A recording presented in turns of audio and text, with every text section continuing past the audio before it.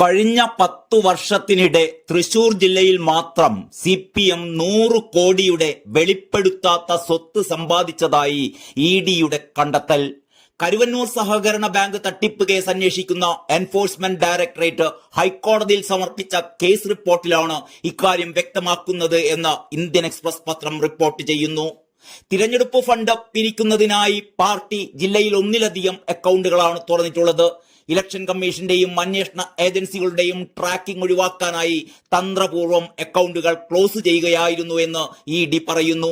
Party levy, തിരഞ്ഞെടുപ്പ് fund, Karuvannur ബാങ്കിൽ നിന്നുള്ള നിയമവിരുദ്ധ വായ്പകളുടെ ഗുണഭോക്താക്കളിൽ നിന്നുള്ള കമ്മീഷൻ, നോമിനേറ്റഡ് അംഗങ്ങളുടെ സംഭാവനകൾ എന്നിവയാണ് നിക്ഷേപങ്ങളുടെ ഉറവിടമെന്നും റിപ്പോർട്ടിൽ പറയുന്നു.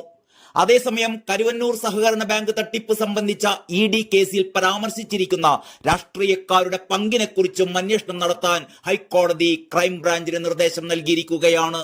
ഇത്തരത്തിൽ ശേഖരിച്ച ഫണ്ട് പാർട്ടിക്ക് വേണ്ടി ഭൂമി വാങ്ങൽ, കെട്ടിട നിർമ്മാണം, യോഗങ്ങൾ, തിരഞ്ഞെടുപ്പുമായി ബന്ധപ്പെട്ട മറ്റു കാര്യങ്ങൾ എന്നിവക്കായി ചെലവിട്ടതായും ED പറയുന്നു. വെളിപ്പെടുത്താത്ത അക്കൗണ്ടുകൾ, പാർട്ടി ഓഫീസിന്റെ ആസ്തികൾ എന്നിവ പാർട്ടി ജില്ലാ, സംസ്ഥാന, ദേശീയ തലങ്ങളിൽ ഓഡിറ്റ് ചെയ്ത കണക്കുകളിൽ കാണിച്ചിട്ടില്ലെന്നും ED വ്യക്തമാക്കുന്നു.